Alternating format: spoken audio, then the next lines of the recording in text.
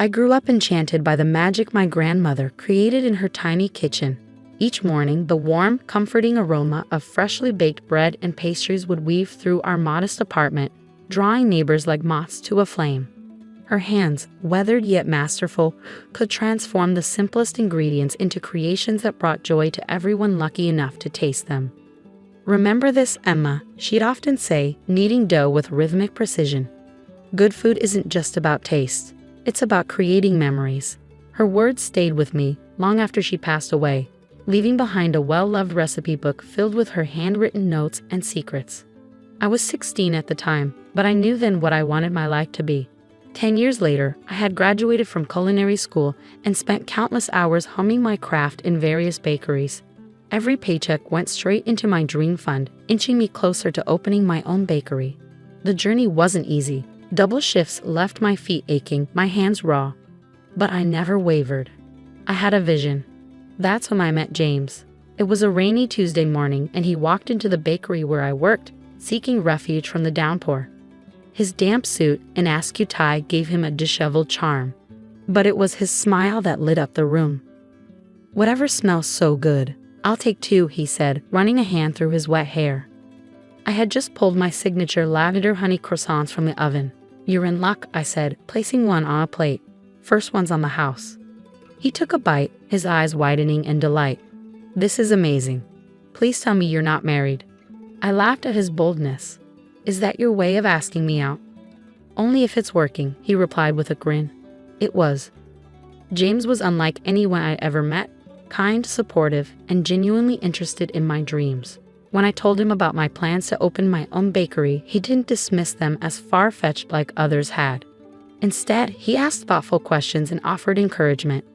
Our relationship blossomed quickly. 6 months later, we were discussing marriage. That's when I met his family, and everything changed.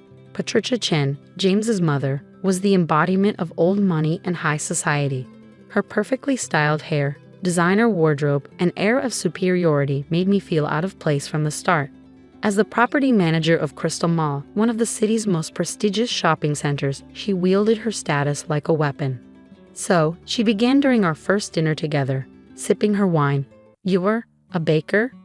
"Yes," I said eagerly, determined not to let her rattle me. "I've been saving to open my own bakery." She laughed, a sharp sound that cut through the room. "Oh, darling. Do you know how many small businesses fail in their first year, especially now?" "James, surely you can help her find something more realistic?" James squeezed my hand under the table. "Mom, Emma is incredibly talented. She knows what she's doing."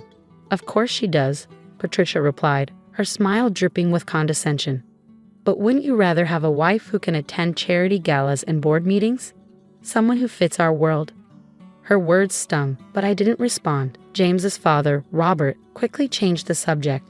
A tactic I later learned was his go-to for avoiding confrontation. Despite Patricia's disdain, James and I married 6 months later in a small ceremony.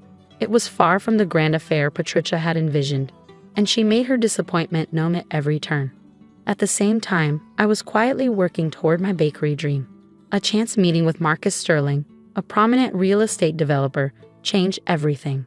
Impressed with my business plan and vision, Marcus offered to invest in my bakery, providing the capital to launch not just a small shop, but a high-end bakery and cafe concept with room to grow.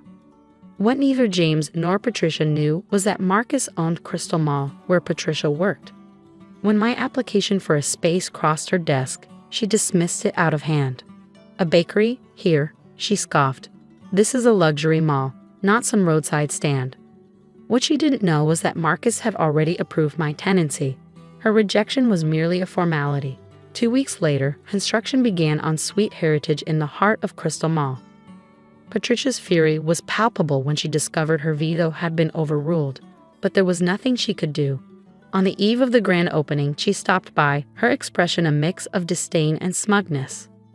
"When this fails, and it will fail, don't expect James to pick up the pieces," she said, her tone cold. I smiled, holding back the truth. "Thank you for your concern, Patricia. Care for a coffee? We're testing the machines." The next morning, Sweet Heritage opened its doors to a crowd of eager customers. The scent of fresh pastries filled the air, and the elegant decor showcased the perfect blend of tradition and modernity. By noon, we had sold out, and glowing reviews from food critics began pouring in. Patricia's disapproval was no match for the bakery's success. But as she stormed off that morning, unaware of Marcus's involvement, I couldn't help but feel a small victory. This wasn't just about proving her wrong, it was about proving myself right. And as I stood in my dream space, my grandmother's worn recipe book tucked into my apron pocket, I knew this was only the beginning. The situation reached a boiling point at the mall's monthly tenant meeting. Patricia had scheduled it during our busiest morning hours, forcing me to choose between overseeing the breakfast rush or attending. Reluctantly, I sent Sarah to manage the shop and went to the meeting. As you can see from these charts, Patricia was saying as I slipped into a seat, foot traffic in the north wing has become problematic. Certain establishments, she paused, her eyes locking on me, are causing congestion that disrupts our more established tenants. The boutique owner next door spoke up immediately. Actually, since Sweet Heritage opened, our sales are up 30%. Their customers shop while they wait for their orders. A ripple of agreement ran through the room. Patricia's face tightened. Well, she tried again. There have been complaints about odors. You mean the smell of fresh bread?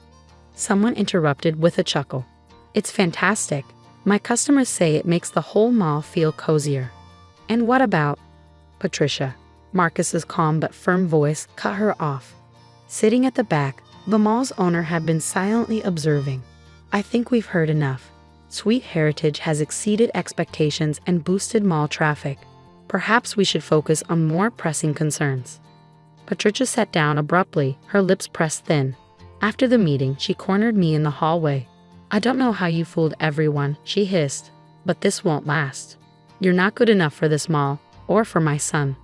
Mom, James's voice startled her. He'd arrived to meet me for lunch. Patricia immediately softened. James, darling. I was just expressing concern about the stress Emma must be under, running a business like this. Surely you prefer her to have more time for family. The only stress I feel, I said evenly, comes from your constant interference. How dare you? Patricia snapped. I'm only thinking of my son's happiness. No, James interjected, his tone sharp. You're thinking of yourself. Emma has built something incredible. Why can't you just support her? Patricia's eyes glistened with well-timed tears. I see she's turned you against me. What kind of woman drives a wedge between a mother and her son? The kind who's transforming your entire mall, Marcus said, approaching Patricia, my office. Now. We watched them walk away. James shook his head. I'm so sorry, Emma. I didn't know she was being this awful. It's not your fault, I said, though a part of me wished he'd seen it sooner. Before I could say more, Sarah rushed up, breathless. Emma, the food critic's review is live. The review was everything we'd hoped for, glowing praise for our innovative recipes, warm atmosphere, and excellent service. By evening, our shop was busier than ever, with new customers and even a few well-known food bloggers. Patricia didn't show up at the mall for several days. Gossip hinted at lengthy meetings with Marcus. I kept quiet, waiting for the right moment. That moment came Sunday evening at a family dinner Patricia insisted on hosting. To discuss some changes, she said cryptically. The meal was tense. Patricia picked at her food while Robert made awkward small talk. Finally, she cleared her throat. There have been developments at work, she began. James frowned. What's going on? Mr. Sterling is making organizational changes, she said, her voice tight.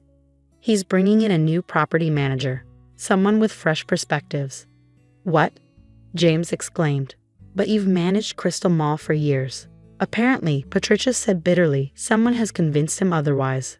Someone, saw potential for something better, I said softly. All eyes turned to me. What do you mean? Robert asked. I took a steadying breath. Before I opened Sweet Heritage, I met Marcus at a seminar. He saw potential in my ideas, not just for a bakery, but for modernizing retail spaces. Patricia let out a sharp laugh. You? A baker with grand ideas? Yes, I said, sliding a folder across the table. These are proposals I've worked on with Marcus for over a year. Ideas for transforming Crystal Mall into a modern destination. James opened the folder, his eyes widening. Community spaces, seasonal festivals. Emma, this is amazing. Ridiculous, Patricia scoffed. Marcus would never. I already have, Marcus said, stepping into the room. Patricia's face drained of color. Mr. Sterling. I didn't. Emma owns 51% of Sterling Retail Properties Mall division, including Crystal Mall, Marcus announced. The room erupted. Patricia looked stunned. Robert choked on his wine. It's impossible. Patricia sputtered. Emma has raised mall revenues by 40% in 1 year, Marcus said. Her strategies are reshaping retail. Patricia whispered. Are you taking my job? No, I said firmly. You're being promoted. Regional Operations Director for our expansion. Assuming, I added, you can work professionally with me. Patricia's shock slowly gave way to grudging acceptance. I may have misjudged you. You definitely did, I replied. The question is, what will you do now? As we left, James squeezed my hand. I should have stood up for you sooner. Yes, I said, smiling. But what matters is what comes next. As we drove home, a quiet reflection settled over me. Patricia had been humbled, but questions lingered in my mind. Could her newfound acceptance of me endure beyond the reach of circumstance? Would it mean more or less, because it had been spurred by necessity rather than genuine change? The next day heralded fresh challenges. News of the management shifts swept through the mall, transforming my daily interactions. Some employees greeted me with respect, others with nervous glances that hinted at their fears about the future. Yet beneath the surface, there was a growing energy, the buzz of something new and promising taking shape. Patricia, meanwhile, had taken a week to process the upheaval. When she returned, it was with a surprising fervor for the new initiatives, though her motivation seemed more about proving herself to Marcus than embracing the vision. Still, it was progress. 3 weeks later, she appeared at Sweet Heritage before dawn. Her usually immaculate posture was softened by uncertainty, and her designer handbag seemed more like a shield than an accessory. We need to talk, she said simply. I was wrist-deep in croissant dough but gestured toward my office. 5 minutes. She waited silently, observing as I finished the delicate laminating process. By the time we sat across from each other, the tension had thickened. Her eyes wandered over the shelves in my office, pausing on my grandmother's recipe book. I've been reviewing the expansion plans, she began, her tone uncharacteristically measured. The demographic data for the suburban locations is impressive. I nodded. Thank you. I stayed silent, waiting for her to say what she had really come to say. Her fingers worried at the pearls around her neck. Finally, she spoke, her voice wavering. I owe you an apology. I didn't respond immediately. I wanted to hear her out. When James introduced you to us, I was prejudiced. I saw someone I believed didn't belong. Someone I thought would hold my son back. I couldn't have been more wrong. Her candor caught me off guard, but I simply asked, and now? Now, I see someone with vision and character. Someone who took every opportunity to retaliate against me and chose grace instead. You've built something extraordinary, and I misjudged you completely. I leaned back in my chair, crossing my arms. And what changed your mind? You did, she said softly. Your actions, your resilience. And this place, it's more than a bakery, isn't it? It's a living, breathing example of what retail can become. That's the idea, I replied. Retail isn't just about transactions anymore. It's about creating connections and experiences, about telling stories. Her gaze drifted to the recipe book again. The morning buns, she said, almost to herself. Yes. They remind me of the ones my grandmother used to make. I lost her recipe years ago. I stood and retrieved the book from the shelf. Would you like to see how they're made? Her eyes widened, tears gathering at the corners. You'd share that with me. Family recipes are meant to be shared, I said. If we're going to make this work, we need to start there. That morning, Patricia Chen donned an apron in the Sweet Heritage kitchen for the first time. Her initial attempts at morning buns were far from perfect, uneven filling, lopsided shapes. But when she bit into her first creation, her smile was unguarded and genuine. Over the weeks that followed, Patricia's early morning baking sessions became a regular sight. The tenants, initially shocked, began to embrace the idea. Our professional relationship grew, and so slowly did our personal one. Months later, at the grand opening of Sweet Heritage's second location, Patricia was teaching her friends from the country club how to make croissants. Marcus, watching the scene, nudged me with a grin. Never thought I'd see the day.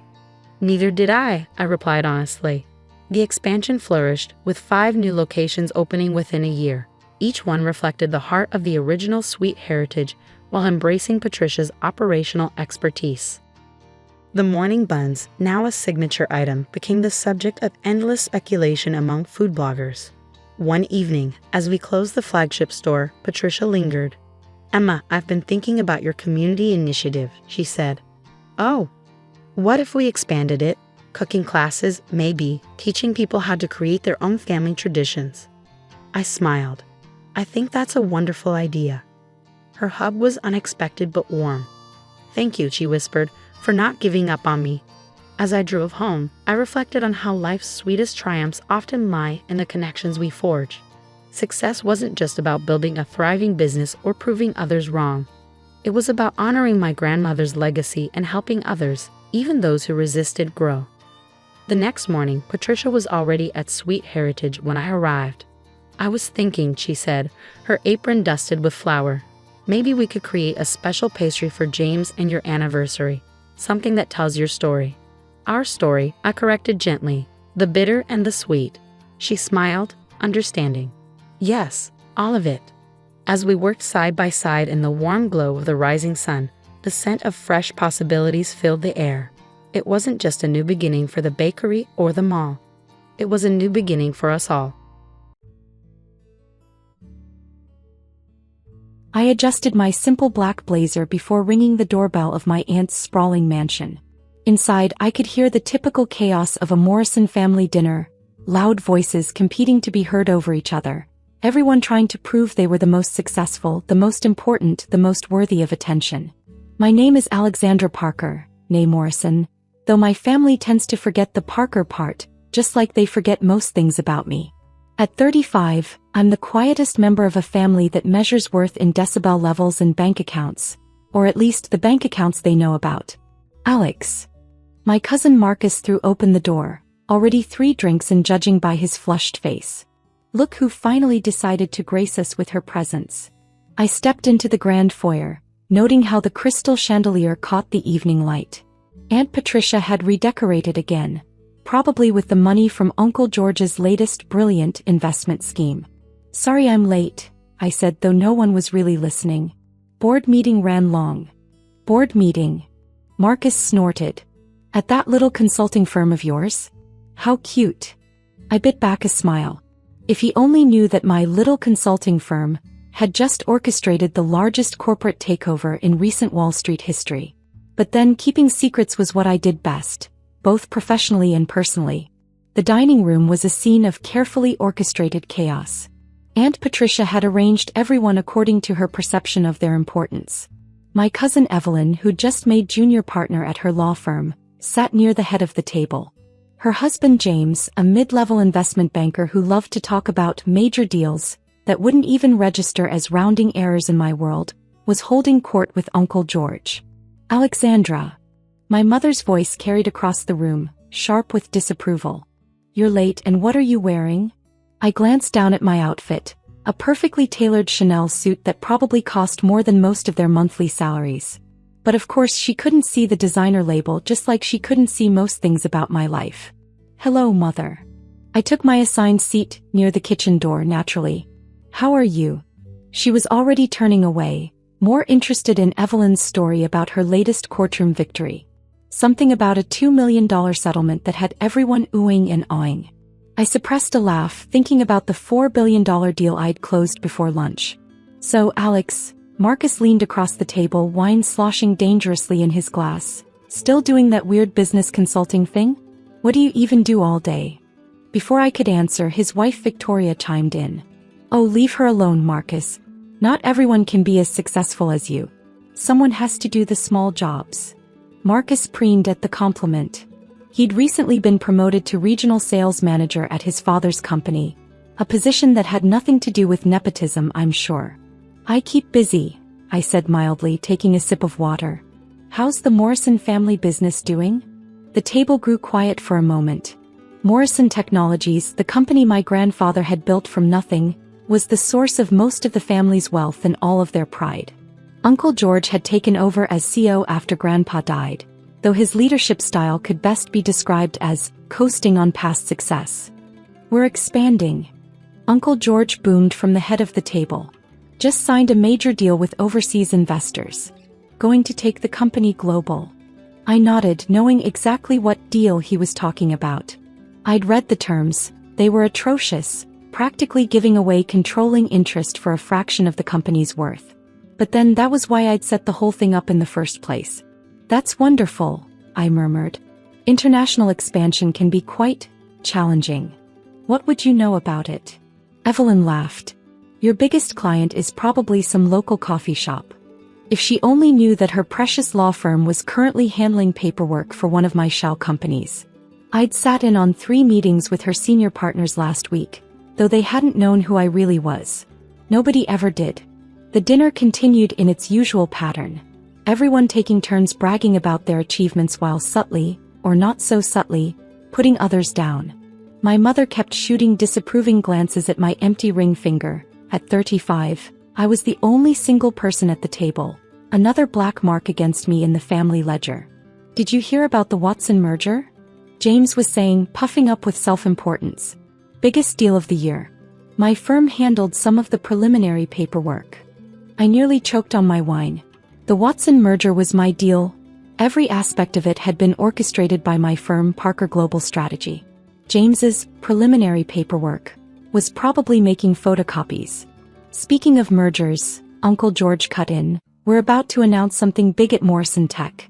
Can't say too much, but let's just say we're joining forces with some very important people." "The Singapore Investment Group?" I asked innocently. The color drained from his face. "How did you?" "Oh, I read about it somewhere," I waved vaguely. "Business news, you know." "It hasn't been announced yet," he said sharply. "That information is confidential." I shrugged, turning back to my salad. Let him worry about that for a while. "Enough business talk," Aunt Patricia declared. "Alexandra, isn't it time you thought about settling down? That nice Anderson boy from church is single again." "I'm focusing on my career right now," I said, the same answer I'd been giving for years. "What career?" Marcus snorted. "What do you even do all day?" Seriously, I've never understood what a business consultant actually does. The whole table was looking at me now, amused smiles playing on their faces. They'd never bothered to ask about my work before, always assuming it was something small and insignificant. "Would you like me to explain it?" I asked, setting down my fork. "Oh, this should be good," Victoria Stage whispered to Evelyn. I opened my mouth to respond, but just then my phone buzzed. The caller ID made me smile, perfect timing as always. "Excuse me," I said, standing up. "I need to take this." "Really, Alexandra?" my mother sighed. "It's rude to take calls during dinner." I put the phone on speaker, something I'd never normally do, but tonight was special. "Yes, Sarah?" My assistant's crisp voice filled the dining room. "Ms. Parker, I have the final paperwork for the Morrison family buyout. Shall we proceed with the hostile takeover as planned?" The silence that fell over the table was absolute. Uncle George's fork clattered to his plate. "What did she just say?" he whispered. I smiled, finally ready to drop the mask I'd worn for so long. "About that global expansion plan of yours, Uncle George." I began, watching their faces as realization slowly dawned. "We need to talk." The chaos that erupted after my assistant's call was exactly what I'd expected from a family that had always valued appearance over substance. "This is impossible." Uncle George stood up so quickly his chair toppled backward. "You can't. You don't have the resources to buy Morrison Technologies?" I smiled, pulling out my tablet. "Would you like to see the paperwork? Or perhaps the proof of funds? I have it all right here." "I don't understand," my mother whispered, her face pale. "Your little consulting business." "Parker Global Strategy," I corrected her. "Currently the largest private equity firm in Manhattan. Though you'd know that if you'd ever bothered to ask what I actually do." Marcus, who'd been loudly mocking my career just minutes ago, looked like he might be sick. But you're just what, cousin?" I raised an eyebrow. "Just the family nobody? The quiet one? The one who wasn't worth paying attention to?" Evelyn, ever the lawyer, was already pulling out her phone. "This has to be some kind of joke. I would have heard about this." My firm handles major acquisitions. Oh, they do, I agreed. In fact, your firm has been working on this deal for months. You just didn't know it was mine. Remember Harrison Holdings? That's one of my shell companies. Her mouth fell open. She'd been bragging earlier about landing Harrison Holdings as a client. Sarah, I spoke into my phone, which was still on speaker. Please send over the complete acquisition package. Right away, Miss Parker. And shall I inform the board members they can proceed with tomorrow's announcement? Yes, thank you. I ended the call and looked around the table. You see, while you've all been busy announcing your major deals and promoting each other at the family company, I've been quietly building something bigger. Something that doesn't need nepotism to succeed. This is absurd, Uncle George sputtered. The Singapore deal was a trap, I finished for him. One you walked right into because you were too arrogant to read the fine print. Those investors work for me. Every terrible deal you've made in the past year has been with one of my companies, carefully positioned to gain controlling interest. James, who'd been boasting about his involvement in the Watson merger, went pale. You're lying. You can't be. The Watson merger? I turned to him. You mean the deal you claimed to work on? Would you like to know what your actual contribution was? You delivered coffee during one meeting. I remember because you got my order wrong. Victoria's wine glass slipped from her fingers, staining the expensive tablecloth red. Nobody moved to clean it up. But why? My mother finally asked. Why go to all this trouble? If you were so successful, why not just tell us? I laughed, but there was no humor in it. Tell you? When have any of you ever actually listened to me? When have you ever shown interest in anything I've done unless it was to mock it? The silence that followed was deafening. Do you remember Grandpa's funeral? I continued, my voice softer now. Everyone was so concerned about who would inherit his company, who would carry on the Morrison legacy. Not one of you noticed that he'd left me his personal investment portfolio. Not the company that went to Uncle George, obviously, but the seed money that helped me start my own firm. Dad left you money? Uncle George's face darkened. How much? $5 million, I said. A drop in the bucket compared to the company, but he knew what I could do with it. He was the only one who ever really saw me. $5 million, Marcus whispered. And you turned it into a company worth over $12 billion, I finished. Without the Morrison name, without family connections, without anyone's help or approval. Aunt Patricia, who'd been uncharacteristically quiet, suddenly found her voice. But surely you're not really going to take over the company? We're family. Family. I stood up, smoothing my blazer. Was it family when you excluded me from holiday dinners because I was just a consultant? Was it family when you spread rumors about my failed career to everyone in your social circle? Was it family when you told the board members at Morrison Tech not to waste their time meeting with my firm because I was just a little girl playing at business? Her face flushed. She had done exactly that, not knowing she was actually blocking a meeting with one of my shell companies. The takeover will be announced tomorrow morning, I continued. Morrison Technologies will become a subsidiary of Parker Global Strategy. And yes, I'm keeping the Parker name. I built this without the Morrison legacy and I'll continue without it. You can't do this to us, Uncle George pleaded. This company is our life. No, I corrected him. It was Grandpa's life. You just coasted on his success, making worse decisions every year, driving his creation into the ground. Did you really think nobody would notice? That nobody would step in? What are your terms? Evelyn asked, lawyer mode fully engaged. There must be something you want. Pie terms. I smiled. Oh, those were set months ago. The board has already approved the takeover. Your overseas investors, my people, have voting control. The only question is whether you want to do this quietly or make a scene. And what happens to us? Marcus demanded. Our jobs. Our positions. That depends, I said, picking up my phone as it buzzed with another message. How do you feel about actually earning your success for once? The message was from Sarah. All documents signed. Press release scheduled for 9 a.m. tomorrow. Congratulations, Miss Parker. I'm restructuring the entire company, I announced. Every position will be evaluated based on merit, not family connections. Those of you who actually have skills beyond your last name are welcome to apply for positions. Those who don't. I shrugged. I hear the job market is quite competitive these days. This is revenge, my mother said quietly. For how we treated you. No, mother. This is business.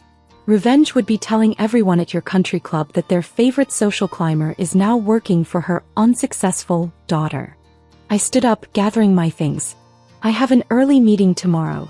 Taking over a family company requires quite a bit of paperwork. Thank you for dinner, Aunt Patricia. The salmon was overcooked, but I suppose that's what happens when you fire your chef for not being prestigious enough. Wait, Uncle George called as I reached the door. What would your grandfather say about this?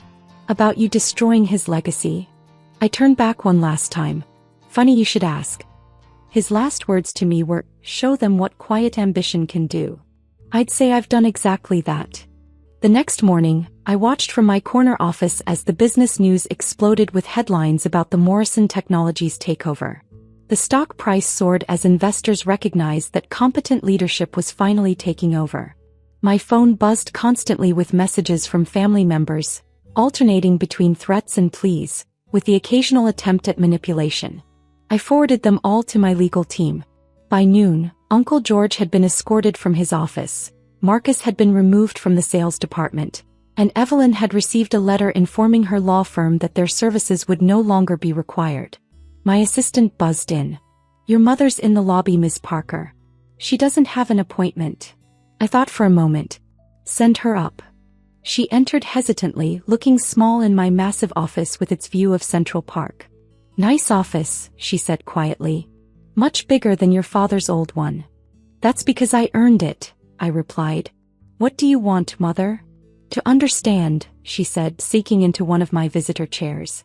How did we not see it? How did we miss who you really were? You saw what you wanted to see, I said simply. The quiet daughter. The one who didn't fight for attention. The one who didn't need to be noticed. And now you own our company. No, I corrected her. I own my company. Morrison Technologies is just another acquisition. One that I'll fix, rebuild, and make profitable again, not for the family name but because that's what I do. She nodded slowly, understanding finally dawning in her eyes. You really don't need us anymore, do you? I never did, I said softly. That was what you never understood. Success doesn't have to be loud. Power doesn't have to be obvious. And family should be about more than just business connections. She stood up, smoothing her dress with shaking hands. Will we still see you at family dinners? I smiled, but it wasn't entirely unkind. I don't know, Mother. Will you finally be interested in hearing about what I do all day? As she left, I turned to look out over the city, my city in many ways. Tomorrow I would begin the work of rebuilding Morrison Technologies, transforming it from a family legacy into a true corporate powerhouse. And if my relatives wanted to be part of it, well, they'd have to learn what I'd known all along. That true success isn't about who you know or what name you carry. It's about what you build when no one's watching. And I'd built something they could never take away, not with their connections, their name, or their belated recognition of my worth. I'd built an empire. Quietly, patiently, perfectly, just like Grandpa taught me. The invitation sat on my desk, its gold-embossed lettering catching the morning sunlight streaming through my office window. Celebrating 35 years of love. Join us for the anniversary of James and Diana Mitchell. I hadn't opened it yet, even though it had arrived a week ago. I already knew I wouldn't be welcome. I'm Olivia Mitchell, though my family rarely acknowledges the Mitchell part anymore.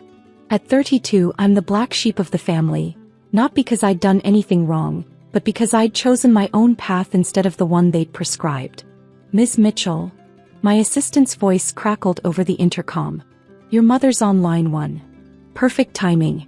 I picked up the phone, already knowing what this call would be about. Hello, Mother. Olivia. Her voice was clipped, formal. I assume you received the invitation? Yes, it's sitting right here. I ran my finger along the envelope's edge. Though I'm surprised you sent one, given our last conversation. About that. She paused, and I could picture her sitting in her pristine kitchen, perfectly manicured nails drumming on the granite countertop. Your father and I have been discussing the guest list. We've decided to make it a more intimate celebration. I laughed, but there was no humor in it. Intimate? You mean you're uninviting me to make room for Brandon's new girlfriend? Brandon, my younger brother, was the family's golden child. His revolving door of girlfriends were always more welcome at family events than his own sister. Don't be dramatic, Olivia. It's just that with the venue we've chosen. The Rosewood Estate, I finished for her. Dad's dream house. The one he's been trying to rent for the party. Silence on the other end. Then, how did you know about that? I smiled, though she couldn't see it. I make it my business to know things, Mother. It's how I built my company, the one you and Dad pretend doesn't exist. The Rosewood Estate was more than just a venue. It was a sprawling mansion in the most exclusive part of Greenwich, Connecticut, with manicured gardens and a view of the Long Island Sound. My father had been obsessed with it for years, ever since he'd first toured it at a charity event. He'd tried to buy it multiple times, but the owner had never been interested in selling. Well, yes, Mom continued, flustered. The Rosewood only accommodates 100 guests, and with Brandon's new friends from the club. Say no more, I cut her off. I understand perfectly. The daughter who built a successful real estate investment firm from scratch isn't as important as your son's latest golf buddies. That's not fair. You know how hard this has been for us, accepting your choices. My choices. Like choosing to drop out of law school to start my own company. Like choosing to build something for myself instead of joining Dad's accounting firm. Like choosing to be independent rather than living off my trust fund. The party's next Saturday, she continued. Perhaps we can have a quiet dinner sometime after. Don't bother, I said, my voice cool. I have plans anyway. The real estate market keeps me quite busy. After hanging up, I sat back in my leather chair, looking out over the Manhattan skyline. Mitchell Investment Properties occupied the top 3 floors of this building, my building. We specialized in luxury real estate acquisitions, though my family didn't know that. They thought I ran a small property management company, probably managing strip malls or apartment complexes. I pressed the intercom. Jessica, get me Marcus from legal. And pull up everything we have on the Rosewood Estate. 20 minutes later, Marcus sat across from me, spreading documents across my desk. The owner's getting divorced, he reported. Looking for a quick, quiet sale. The price is steep, $15 million, but given the market in Greenwich. Make an offer, I interrupted. Full asking price, all cash, close in 5 days. Marcus's eyebrows shot up. 5 days? That's aggressive even for us. Trust me, I smiled, picking up the anniversary invitation and finally tearing it open. The timing is perfect. The next few days passed in a blur of paperwork and negotiations. My parents, meanwhile, were busy planning their intimate celebration, happily excluding their eldest child while fawning over Brandon and his latest girlfriend, a tennis instructor he'd met at the country club. I kept tabs on their plans through the family grapevine. Mom was obsessing over the table settings. Dad was bragging to his golf buddies about securing the Rosewood for the event. Brandon was planning to propose to the tennis instructor during the party, despite having known her for all of 3 months. None of them had any idea what was coming. The closing happened on Thursday, 2 days before the party. I signed the final documents in my office, then immediately had the locks changed at the Rosewood. The previous owner had been more than happy to cancel all existing event bookings, for an additional fee, of course. At 6 p.m. my father's phone rang. Mr. Mitchell?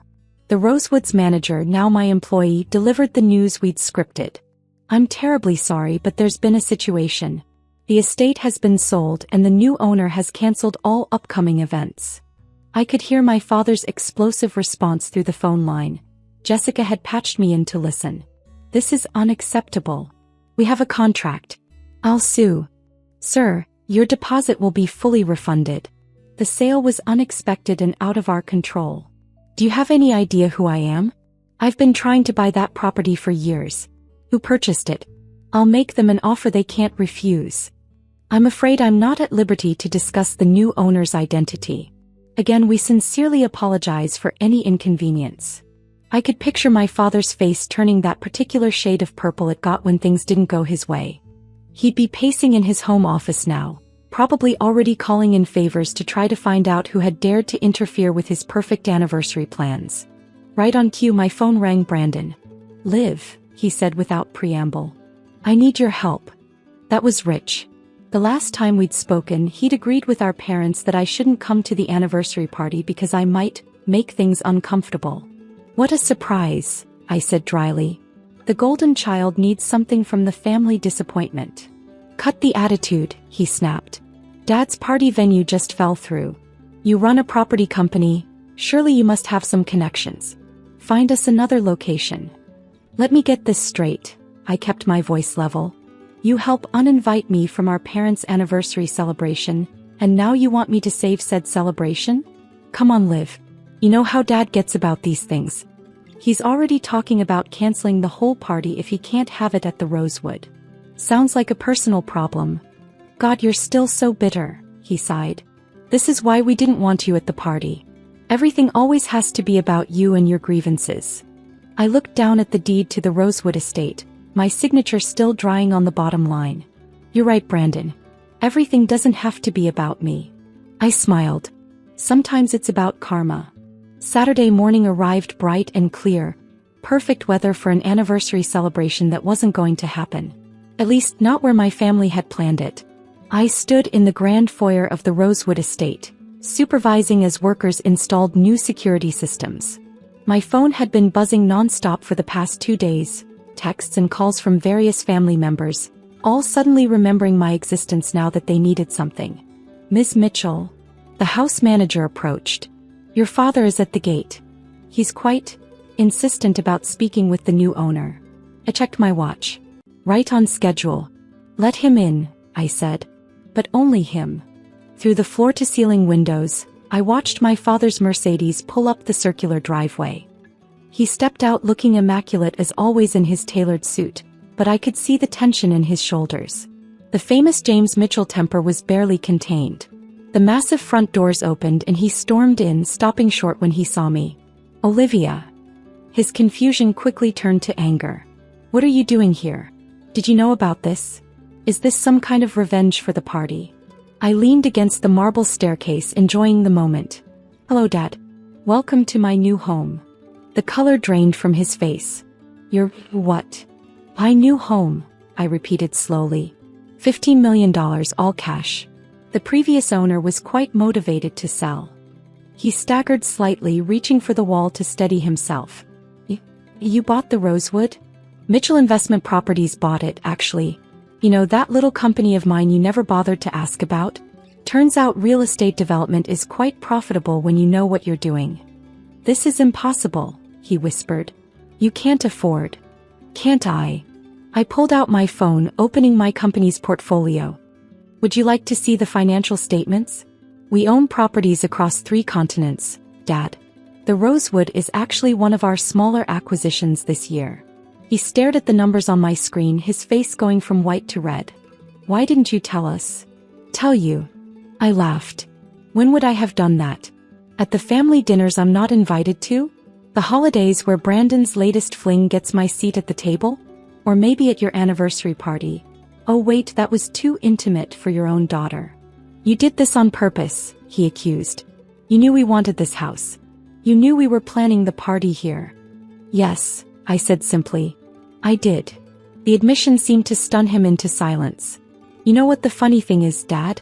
If you'd bothered to take an interest in my career, you would have known I could help you buy this place years ago. If you treated me like a daughter instead of a disappointment, I would have helped you plan the perfect anniversary party here. We can still do that, he said quickly, entrepreneur's mind already working. Name your price. I'll rent it for today, pay whatever you want. I smiled, but it wasn't a kind smile. Sorry, Dad. The property's not for rent. In fact, I'm having it renovated starting today. The whole place will be torn apart for the next 6 months.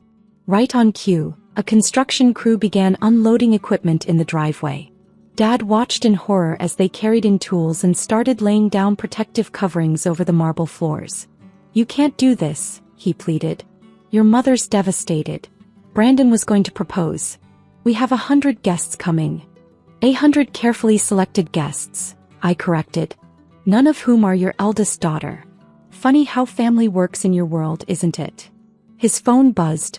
Probably Mom wondering why he wasn't answering her calls. Mine buzzed too, Brandon again, no doubt with another demand disguised as a request for help. What do you want? Dad finally asked, his voice heavy with defeat. Money? A public apology? What will it take to fix this? I stepped closer, looking him directly in the eyes. That's always been your solution, hasn't it? Throw money at problems, make grand gestures, then go right back to the same behavior. But here's the thing, Dad, I don't need your money. I don't need your approval. And I definitely don't need to fix anything. Then why? His voice cracked. Why do this? Because you needed to learn that actions have consequences. That you can't treat people like they don't matter and then expect them to be there when you need them. The front doors opened again and Mom burst in, followed by Brandon and his girlfriend. They must have been waiting at the gate. James, what's taking so long? The caterers are calling and... Mom's voice trailed off as she saw me. Olivia, what are you doing here?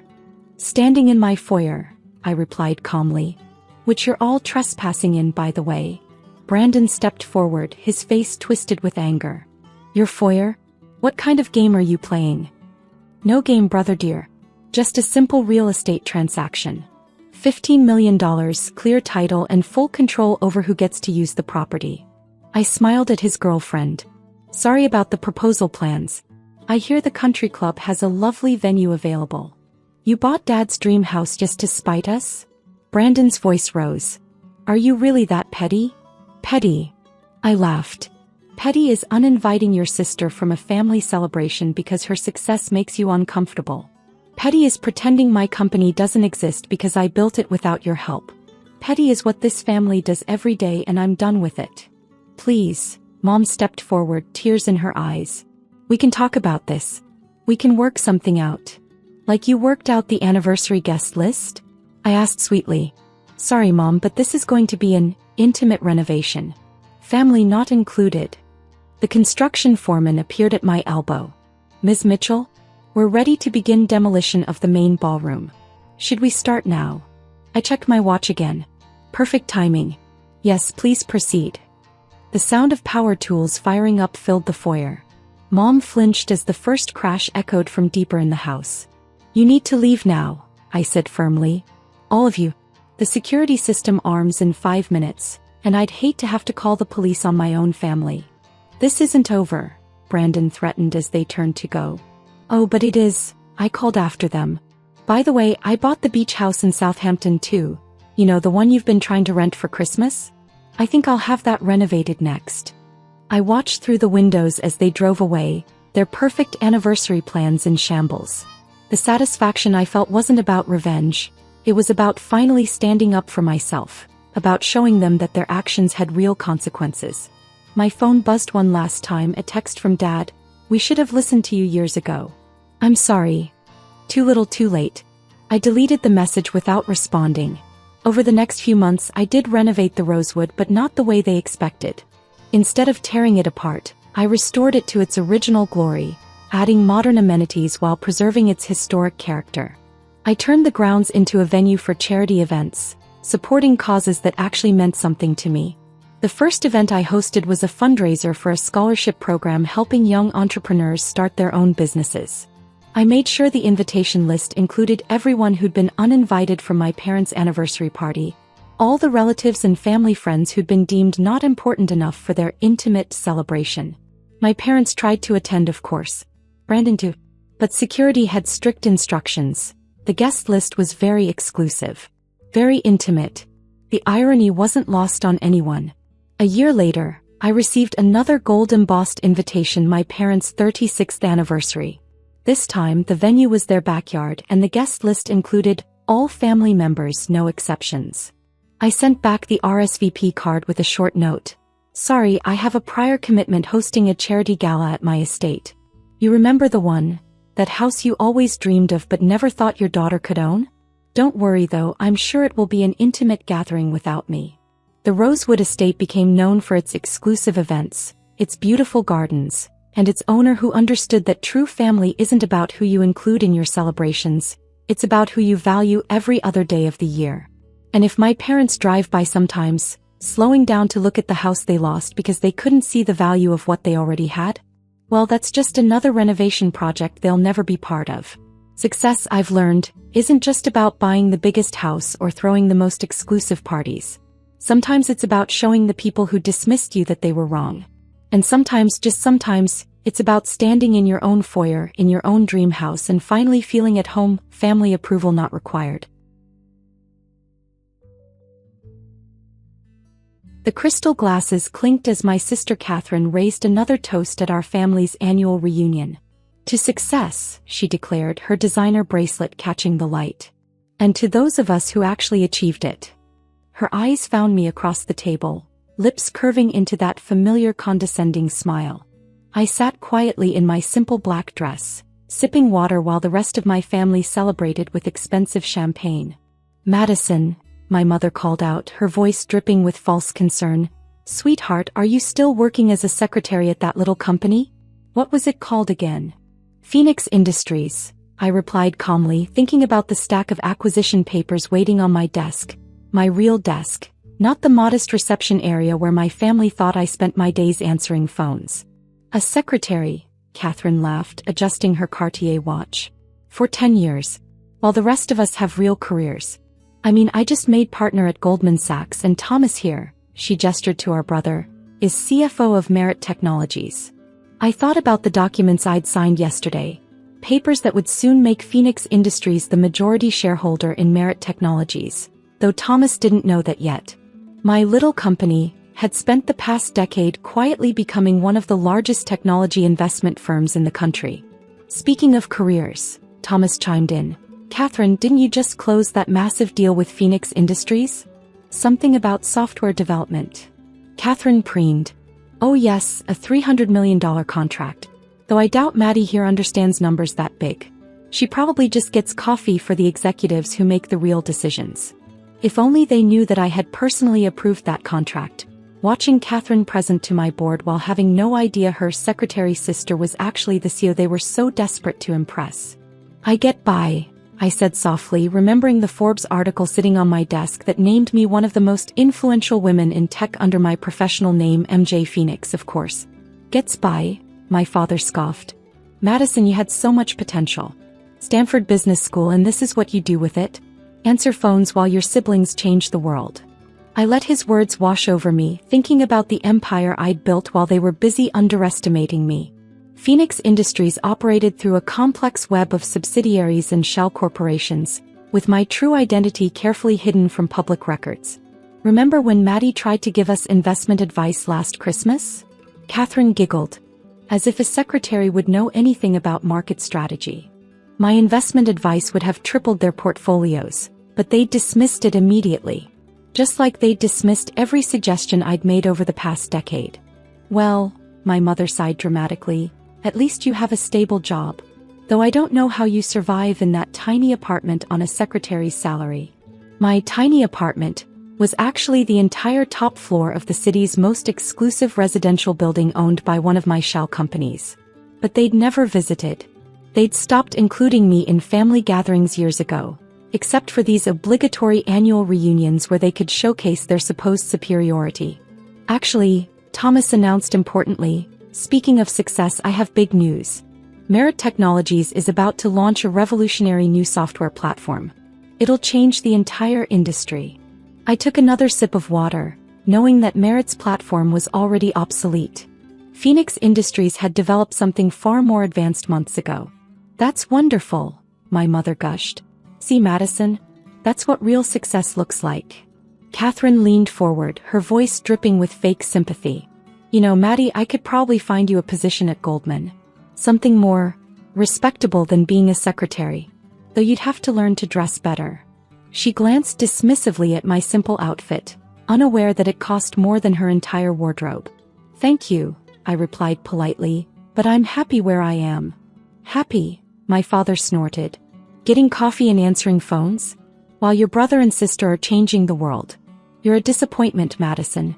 A waste of a Stanford education."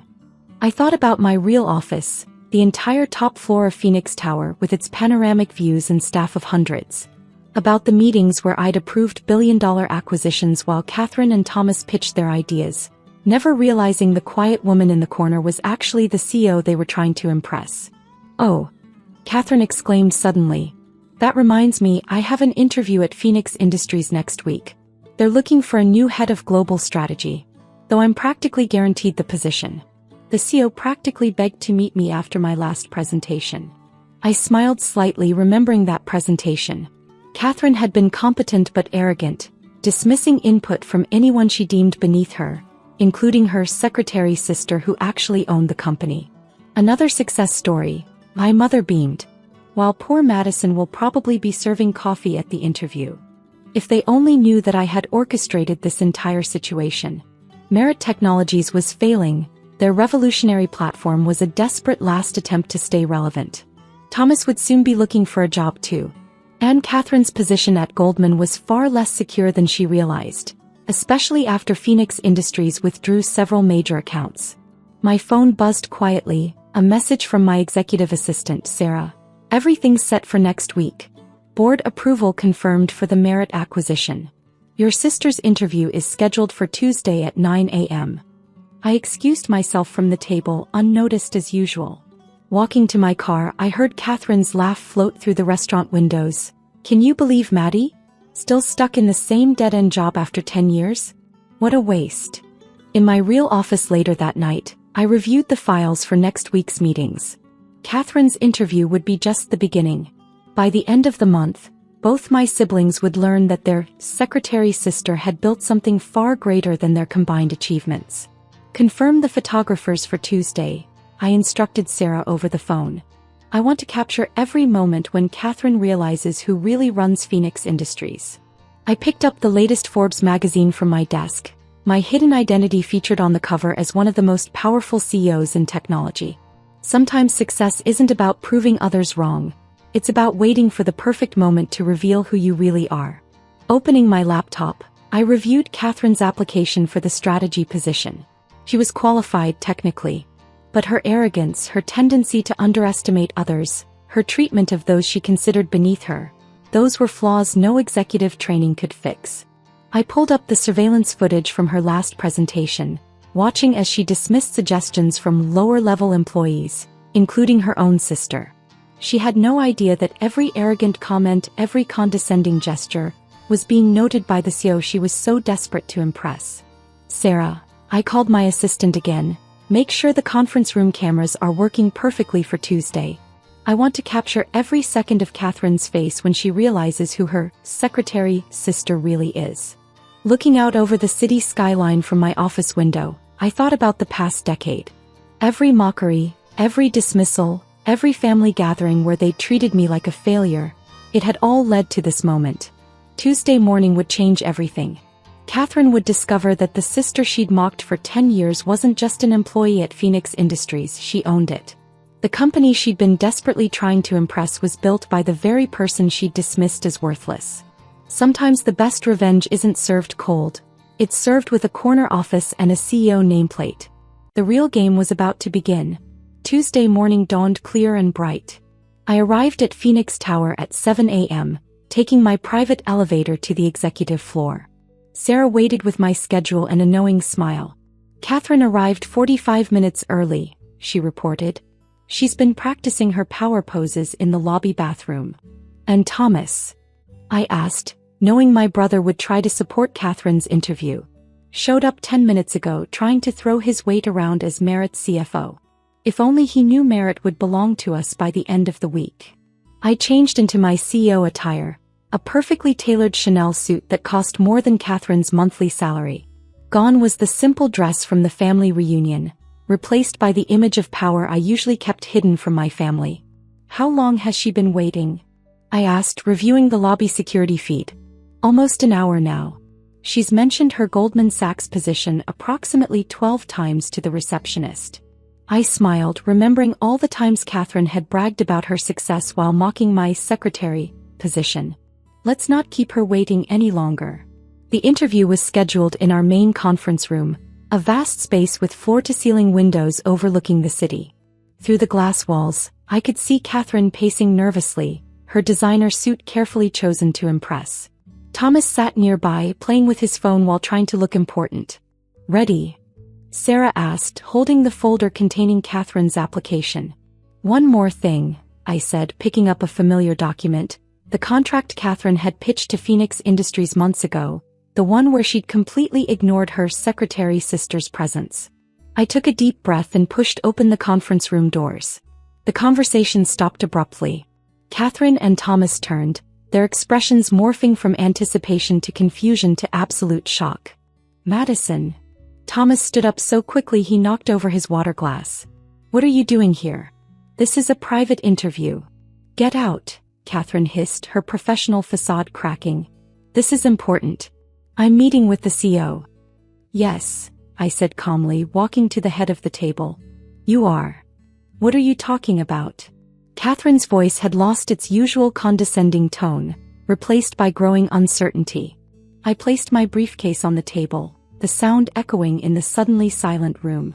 I'm MJ Phoenix, I said quietly, founder and CEO of Phoenix Industries, though you know me better as your secretary's sister.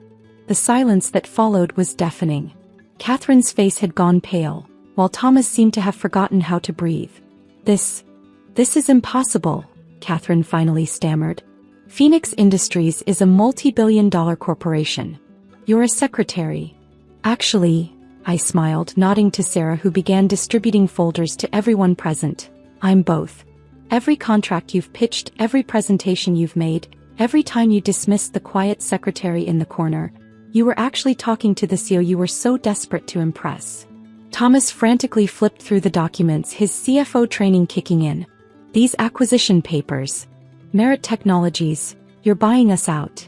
Through various subsidiaries, yes. I took my seat at the head of the table. By the end of the week, Merit Technologies will be a wholly owned subsidiary of Phoenix Industries. That revolutionary software platform you've been bragging about. We developed something better months ago. But your apartment, your clothes. Catherine's voice was barely a whisper. My tiny apartment is the penthouse of Phoenix Tower. Those shabby clothes you mocked? Custom-made by designers who won't even take your calls. While you were busy bragging about your success, I built an empire. My father burst through the door, his face red with anger. Obviously, Thomas had texted him. What kind of game is this, Madison? He demanded. No game, I replied calmly. Just the truth you were too blind to see. Would you like to know your daughter's real net worth, Dad? The one you called a disappointment. This is ridiculous, Catherine found her voice, though it shook slightly. You can't be. I mean, I've met with Phoenix Industries executives dozens of times. Yes, you have. And each time you made it very clear how you treat people you consider beneath you. Every condescending comment, every dismissive gesture, all noted by the CEO you thought you were impressing. We can fight this, Thomas declared, though his voice lacked conviction. The Merit Board already approved the acquisition this morning, I interrupted. They were quite eager to accept our offer, especially after seeing the comparison between your platform and ours. Catherine's perfectly maintained facade finally cracked completely. So what happens now? You destroy everything we've built. No, I said firmly. I'm going to fix it. Merit Technologies will be restructured. As for your job application, Catherine, I picked up her resume. Your qualifications are impressive. But your attitude, your treatment of others, your assumption that success only looks one way, those are fatal flaws no executive training can fix. You can't reject me, she whispered. I'm your sister. Yes, I am. The same sister you mocked for 10 years. The same sister you called a failure at every family gathering. The same sister you didn't even bother to invite to your promotion party because, and I quote, secretaries wouldn't understand the significance. My father stepped forward, his authority completely evaporated. Madison, be reasonable. We're family. Family. I stood up, buttoning my jacket. Family doesn't mock each other's achievements. Family doesn't dismiss someone's worth based on their perceived job title. Family doesn't spend a decade making someone feel worthless just because they don't fit your definition of success. I turned to the window, looking out over the city I'd quietly come to own a significant piece of. For 10 years, I built something meaningful while you were all too busy looking down on me to notice. I developed technology that changes lives, created thousands of jobs, and revolutionized an industry. But why? Catherine asked, tears smudging her perfect makeup. Why hide everything? Why let us think you were just a secretary? Because you taught me an important lesson. Success isn't about proving others wrong immediately. Sometimes it's about building something so magnificent that when they finally realize their mistake, it doesn't even matter anymore. I nodded to Sarah, who began gathering the papers. The Merit acquisition will be announced tomorrow. Thomas, your board will handle the transition details. Catherine, I'm afraid Phoenix Industries won't be requiring your services, but I hear there are some entry-level positions available in smaller firms. Entry-level, she choked. But my experience, my position at Goldman. About that, I smiled slightly. You might want to check your email. Phoenix Industries withdrew several major accounts from Goldman last week. Your position there might not be as secure as you thought. The aftermath was exactly what I expected. The business world exploded with the news that MJ Phoenix, the mysterious tech mogul, was actually Madison James, the Stanford graduate whose family thought she was just a secretary. Merit Technologies was smoothly integrated into Phoenix Industries, though Thomas was relocated to a much smaller office with significantly less authority. Catherine's position at Goldman Sachs didn't survive the loss of Phoenix Industries accounts. She spent weeks trying to find another high-level position, but word had spread about her treatment of lower-level employees. Eventually, she had to accept a middle management role at a smaller firm. My parents' social standing in their corporate circles crumbled as people learned how they treated their daughter. The country club they loved suddenly had no available tea times. Their dinner party invitations went unanswered. But revenge wasn't my goal. A month after the revelation, Catherine appeared at my office, my real office. I understand now, she said quietly. Success isn't about titles or corner offices. It's about building something meaningful. No, I corrected her. It's about seeing value in everyone regardless of their title or position. Every person you dismissed as just a secretary or just a clerk. They're all integral parts of something bigger. Over the next year things changed. Not dramatically but gradually. Thomas learned to value innovation over status, eventually leading a successful development team within Phoenix Industries. Catherine started her own small consulting firm, this time building real relationships instead of just chasing prestige. My father, perhaps surprisingly, became one of my strongest advocates for corporate culture change. He toured companies, speaking about the danger of assumptions and the importance of respecting every employee. Today, Phoenix Industries continues to grow, but with a different philosophy. We promote based on merit, not connections. We value input from every level of the organization. That reception desk where my family thought I worked? It's now a rotating position. Every executive, including me, spends one day each month there, remembering that every role matters. Last week, I received a message from